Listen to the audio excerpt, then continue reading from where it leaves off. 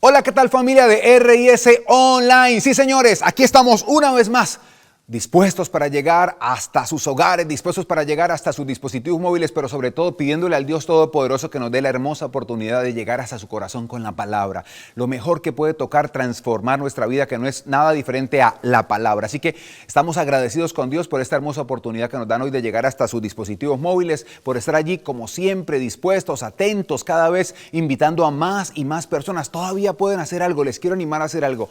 Copien el link de nuestra app, copien el link de la página web y pueden enviárselo a cualquiera de sus contactos para que se conecte ahora mismo y pueda ver esta transmisión de RIS Online aquí en la casa virtual de nuestra Iglesia Ministerio Internacional Reyes y Sacerdotes. También queremos saber desde dónde nos están acompañando, desde qué lugar de la tierra nos acompañan hoy. Si se animan, ahí pueden escribir desde dónde y con cuántas personas están ahora mismo viendo esta reunión. Además, si ustedes también desean, para nosotros será una bendición poder orar por sus peticiones. Así que ya lo saben, déjenos sus peticiones porque para nosotros es un privilegio poder orar por ellas.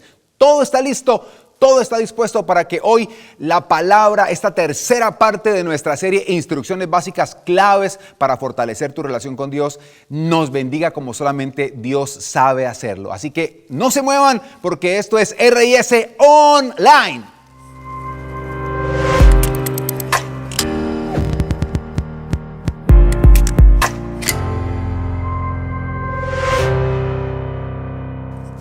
El propósito de esta serie es dar a conocer claves, o mejor, es dar claves para tener, fortalecer o definir y también, ¿por qué no?, avivar nuestra relación con Dios.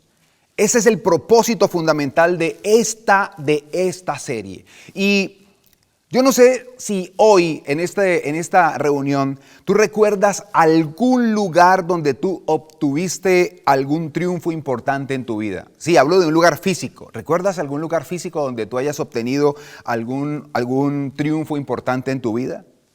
Recuerdo que estaba en 8º grado y hubo un torneo de microfútbol interclases, donde cada equipo tenía 5 participantes y el equipo era un torneo interclases y nosotros los de 8º grado teníamos algo y es que éramos varios y de nuestro grado habían salido 3 equipos, pero lo curioso es que ningún equipo tenía recambio, es decir, eran 15 hombres en el grado 8º, así que si alguien se lesionaba o a alguien lo expulsaban, no había recambio, no había un jugador para la próxima jornada. Y sucedió lo que no tenía que suceder. Teníamos un partido clave contra el mejor equipo que había en ese momento. Era el equipo de 9º grado.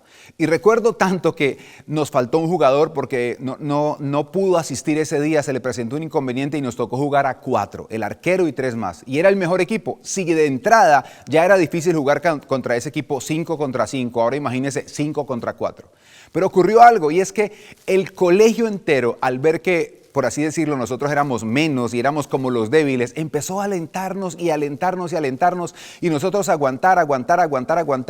Y por allá cuando se estaba terminando el partido, no sé cómo, por qué o de qué razón, de qué manera, bueno, quizás sí lo sé, para que hoy lo pueda contar.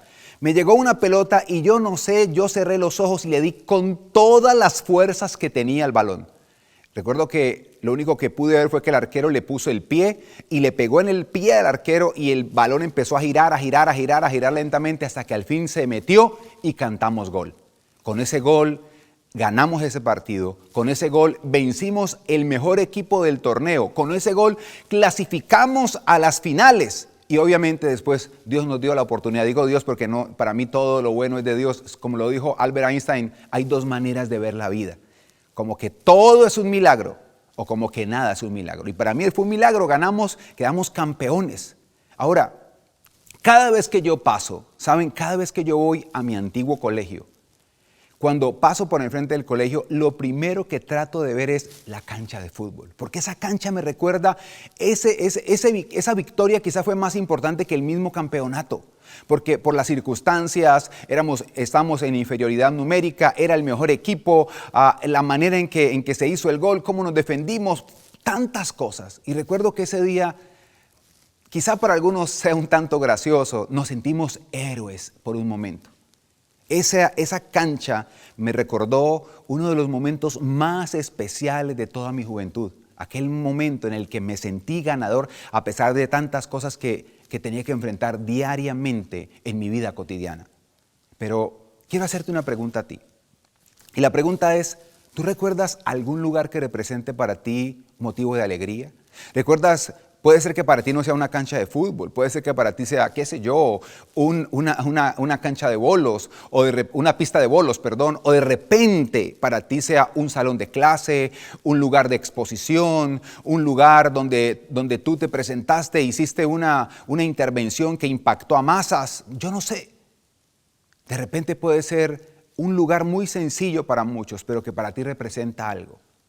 Porque de eso quiero que hablemos hoy. Hoy quiero que nosotros entendamos algo, y es que nosotros siempre vamos a estar recordando los lugares donde nosotros obtuvimos alegrías, los lugares donde nosotros obtuvimos cosas que definitivamente nos llenaron de gratitud, nos llenaron de alegría, inundaron de alegría nuestra vida. ¿Saben? De la misma manera que esa cancha, óyeme bien, me recuerda a mí uno de los momentos más alegres. De la misma manera en que a ti te puede recordar el aula de clase, el aula de la universidad, el aula máxima en el colegio. De la misma forma en la que a ti de repente una plaza, un lugar, una oficina te recuerda un momento alegre. Algo similar ocurre en el cielo cuando se ve la cruz. ¿Saben? Porque la cruz fue un lugar. Y no fue cualquier lugar. La cruz fue el lugar donde se obtuvo la victoria más grande que el ser humano ha alcanzado hasta el día de hoy. Óyeme bien, la cruz fue como el campo, el terreno de juego donde se obtuvo la victoria más importante, más trascendente para toda la humanidad. Se supone que la cruz de Cristo, siendo uno de los símbolos más antiguos de la humanidad, todo el mundo tendría que estar familiarizado con su significado, pero contrario a eso, es lo contrario, no es así. Y hay algo importante, y es que nosotros hoy tenemos que entender qué representa la cruz. Si bien es cierto que mucha gente no tiene claro el significado de la cruz, por lo menos nosotros que estamos conectados con Dios, que queremos conectarnos con Él, que queremos tener una relación genuina con Él, tenemos que tener claro el significado de la cruz. No es lo que han tratado de hacer, que dependiendo del lugar, la persona, la aplicación, asimismo se le da lugar al significado de la cruz. No es eso, para nada, de ninguna manera, de ninguna razón. ¿Saben? Es tan importante que nosotros tengamos claro qué significa la cruz. Por eso les dije que la cruz, cuando desde el cielo ven la cruz y la cruz vacía, se recuerda obviamente en el cielo que en la cruz fue el lugar donde Jesús pagó el precio por los pecados de la humanidad. Por eso quiero que hoy veamos a la luz de la palabra.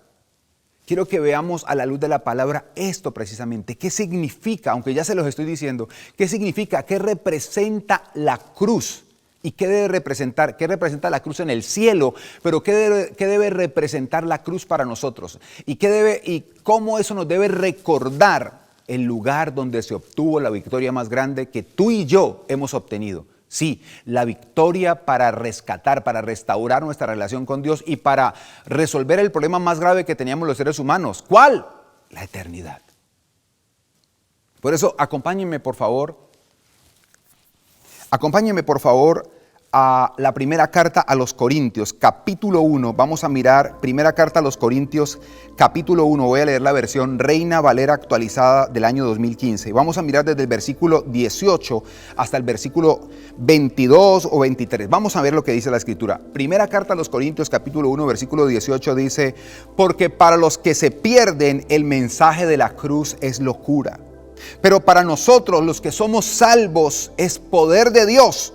Porque está escrito, oigan bien, porque para los que se pierden el mensaje de la cruz es locura, pero para nosotros que somos salvos es poder de Dios. Porque está escrito, destruiré la sabiduría de los sabios y desecharé el entendimiento de los entendidos. Versículo 20, ¿dónde está el sabio? ¿Dónde está el escriba? ¿Dónde el disputador de esta edad presente? ¿No es cierto que Dios ha transformado en locura la sabiduría del mundo? Puesto que la sabiduría del mundo, el mundo no ha conocido a Dios mediante la sabiduría. A Dios le pareció bien salvar a los creyentes por la locura de la predicación. Pero los judíos piden señales y los griegos buscan sabiduría. Pero nosotros predicamos a Cristo crucificado, para los judíos tropezadero y para los gentiles locura. Tanta profundidad hay en esto. Hay tanta profundidad. Pero permítanme contarles por un momento cuál era el propósito y para quiénes estaba destinada la cruz. Y realmente la crucifixión es un antiguo método romano de tortura y ejecución, mediante el cual se ataba a la víctima o se clavaba a la víctima dependiendo la gravedad de los hechos. Iban a morir, pero había una diferencia entre los que se ataban y entre los que se apuntillaban. A los que se apuntillaban era porque eran lo peor de lo peor de lo peor. Sí, los dos estaban destinados a morir, pero los que se apuntillaban era de una forma, querían ser mucho más cruentos con ellos. Así que ya empezamos a entender que con Jesús no tuvieron límites, fueron al máximo. ¿Y qué ocurría? Se dice que ese método consistía en atar a la víctima al madero, a la cruz, y los clavos estaban reservados cuando se quería fortalecer la severidad del castigo. La muerte llegaba por desabrigo, pero más comúnmente la muerte llegaba por asfixia, cuando la víctima se debilitaba al no poder soportar el peso de su cuerpo y sus pulmones se veían constreñidos, o sea, sus pulmones se veían apretados, se oprimían. Piensen en esto y es bastante angustioso. La víctima quedaba expuesta a una lenta, dolorosa y angustiosa agonía, causada obviamente por el hambre, las hemorragias, la sed, la insolación. Y en algunos casos, cuando los que estaban condenados a la cruz eran muy fuertes y aguantaban más, porque lo que empezaba con el correr de las horas era impulsarse. ¿Qué hacían los romanos? Con un mazo quebraban las piernas, les quebraban las piernas para que no se impulsaran y murieran. Y murieran en el tiempo que tenían que hacerlo. Era algo extremadamente angustioso. Y la cruz, obviamente, fue el lugar donde se pagó el precio por el rescate de la humanidad. Pero ¿qué dice el apóstol Pablo acá? Está hablando en una de las iglesias gentiles donde había muchos griegos, donde había judíos que habían llegado huyendo de la persecución.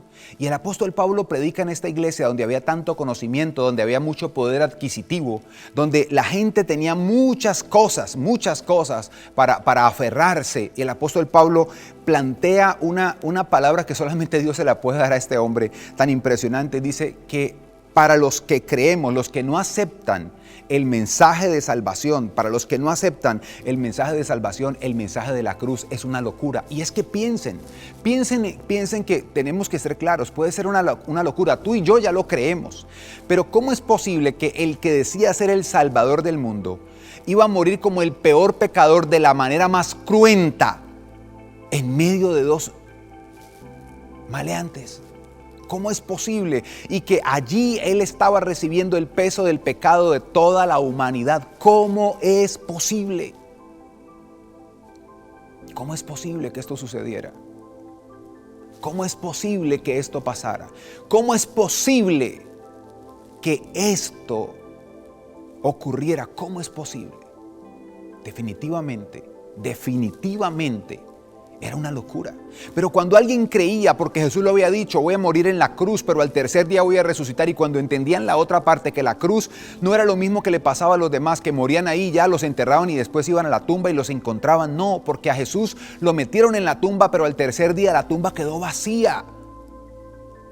Y eso es lo que se celebra ese domingo de resurrección, que la tumba quedó vacía. Y al entender entonces que el mensaje de la cruz, el evangelio de la cruz complementado con la tumba vacía es la victoria más grande para la humanidad, entonces esto nos llena de fe, nos llena de regocijo, porque Jesús dijo que ahí iba a pagar el precio por el pecado de la humanidad, pero que iba a morir y al tercer día iba a resucitar. Y cuando Jesús resucita, entonces eso nos lleva a nosotros a creer que todo lo que nos dijo con respecto a la cruz también es cierto. Y entonces la resurrección de Jesús valida toda su vida, valida todo el mensaje que Él enseñó. Y entonces podemos entender que en la cruz del Calvario, por cruentos que sean tus pecados, por cruentos que sean mis pecados, por difíciles que sean nuestros errores y nuestras equivocaciones, ahí, en la cruz del Calvario, se pagó el precio.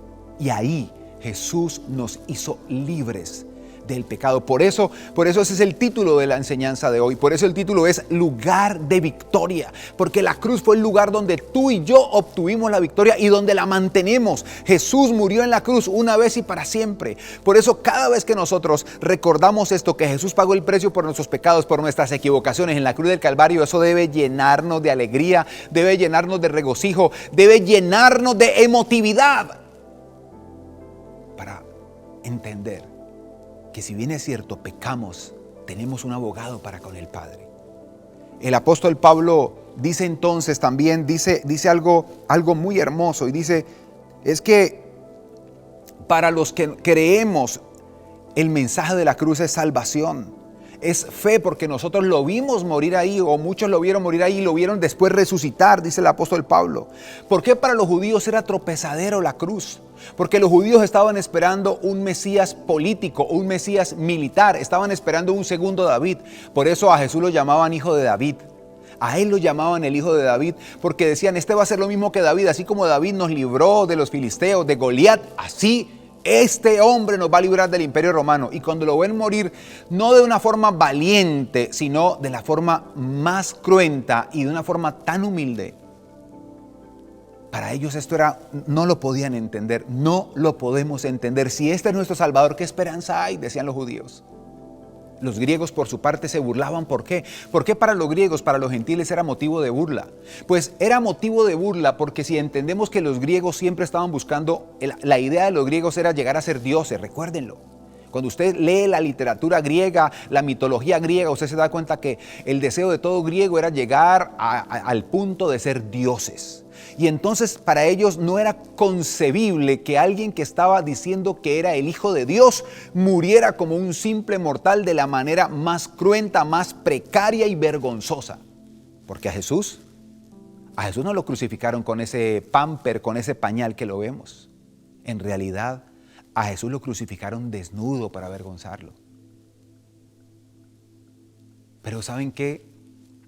Cada cosa de la que le ocurrió a Jesús en la cruz del Calvario, y esto sería tema para una serie, cada cosa que le sucedió a Jesús en la cruz del Calvario tiene un significado para nosotros. En la cruz llevó la vergüenza tuya, llevó mi vergüenza. Siendo rico, dice la Biblia en Corintios, en la segunda carta, dice que siendo rico se hizo pobre para que con su pobreza nosotros fuéramos enriquecidos. Ahí en la cruz pagó el precio por los pecados. Y ahí en la cruz, antes de condenar a la humanidad, una de las últimas palabras fue: Padre, perdónalos, porque no saben lo que hacen. Por eso, ¿qué quiero que aprendamos hoy? Lo que quiero que aprendamos hoy es esto. El significado de la cruz es perdón para la humanidad, victoria sobre la muerte eterna. Hermoso, ¿no? Voy a repetirlo. El significado de la cruz es perdón para la humanidad, victoria sobre la muerte eterna. Es cierto que al principio la cruz fue símbolo de muerte, de sufrimiento, de desgracia. Pero hoy la cruz significa el lugar donde la humanidad fue perdonada y, como lo dije hace un rato, obtuvo la victoria más grande que ha podido tener, la victoria sobre la muerte eterna. Y saben, pero esto no quiero aclarar que esto no tiene que llevarnos a nosotros a tratar de idolatrar la cruz, de adorar la cruz. No, al que tenemos que adorar es al que murió en la cruz. Al que tenemos que obedecer y dar adoración y rendirnos es al que murió en la cruz.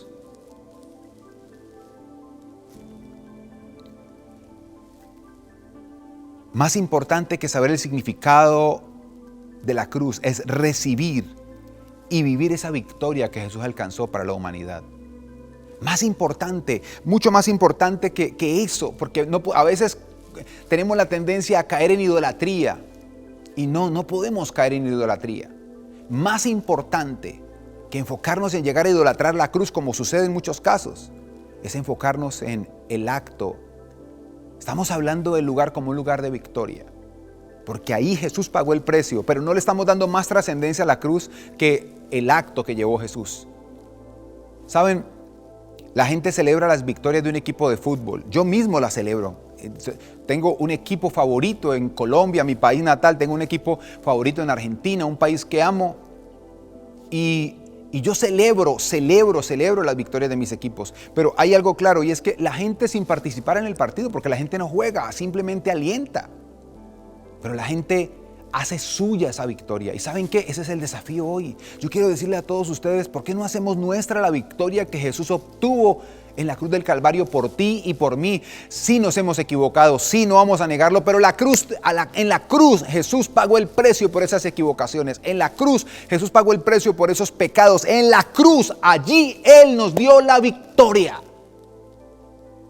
Ahí Él lo hizo, en la cruz. En la cruz. ¿Saben? Hoy tenemos que hacer nuestra la victoria de Jesús. Hoy tenemos que hacer nuestra la victoria de Jesús. Eso va a fortalecer nuestra relación, eso nos va a clarificar la relación con Él, eso va a abrir un panorama. Si nosotros nos fortalecemos en Él, nuestra vida va a ser distinta, nuestra vida va a ser diferente. Si nos aferramos a Jesús diariamente, a lo que Él hizo por nosotros, y sabemos que está ahora mismo intercediendo por el Padre, por ti y por mí, eso tiene que cambiar nuestra perspectiva de vida. ¿Alguna vez te has preguntado por qué Jesús, siendo el Hijo de Dios, tuvo que morir crucificado? ¿Por qué no pudo morir de alguna otra manera y no murió? ¿Por qué no pudo morir de una manera menos dolorosa? ¿Por qué no pudo morir de vejez, por ejemplo, o de otra forma? ¿Por qué tuvo que morir de esa forma tan cruenta? Porque estaba escrito. Estaba escrito que así tenía que ser, que ahí se tenía que pagar como lo peor de lo peor, sin serlo. Por eso, si tú te sientes como lo peor de lo peor, Jesús tomó tu lugar en la cruz. También lo tomó por mí cuando me he sentido como lo peor de lo peor. Y si alguien se siente mejor entre lo peor, también por Él pagó el precio. Porque para Él el pecado es igual. Yo quiero hoy animarte a que fortalezcas tu relación con Dios. ¿Cómo? Entendiendo que hay un lugar de victoria donde Jesús alcanzó la victoria, el triunfo sobre el pecado. Ahí pagó el precio por el pecado. Y como no tenía pecado, sino que estaba llevando el pecado que no era de Él, por eso el infierno no lo pudo retener y tuvo que resucitar. Y eso mismo sucede contigo y conmigo. Nosotros podemos morir y antes de que Jesús venga por segunda vez, y el creer en el sacrificio de Jesús resuelve nuestra eternidad. O puede ser que Él venga y entonces aquellos que hayan creído en Él, aquellos que hayan creído en el mensaje de salvación, van a ir con Él o vamos a ir con Él si es que nos toca a nosotros. ¿Cuál es el desafío para terminar hoy esta reunión? El desafío es este, sencillo. Acepta que en la cruz Jesús tomó tu lugar, pagó por tus pecados y te dio la oportunidad de ser un hijo de Dios. Acepta que en la cruz Jesús tomó tu lugar, pagó por tus pecados y te dio la oportunidad de ser un hijo de Dios. Vamos a orar y, amado Dios y Padre Celestial, hoy te damos gracias. Te damos gracias, Señor, por tu amor. Te damos gracias, Señor, por tu misericordia. Te damos gracias por amarnos. Gracias, Señor, por el sacrificio que hiciste en la cruz del Calvario, por ir allí a pagar el precio, por derrotar esa cruz vacía. Nos recuerda una victoria, la victoria más importante, la victoria sobre el pecado. Y Señor, nosotros hemos pecado, nos hemos equivocado, hoy nos arrepentimos, pero reconocemos que allí en la cruz tú pagaste el precio por ese pecado, por esa equivocación. Somos culpables, pero tú pagaste el precio para que nosotros seamos libres y la culpa recaiga sobre ti. Señor, ayúdanos a afianzarnos, a aferrarnos. Y aquellos que de repente están batallando con su mente por equivocaciones, por luchas, por diferentes situaciones, hoy les digo de corazón, acepten que en la cruz del Calvario Jesús pagó el precio por sus pecados. Díganlo. Yo creo, yo reconozco que Jesús pagó el precio por esta equivocación. Yo creo, yo reconozco que en la cruz del Calvario Jesús pagó el precio por este pecado. Y me declaro libre del mismo. Y declaro que en Él, entonces, soy más que vencedor. Para gloria y honra del Padre Celestial. Amén, amén y amén.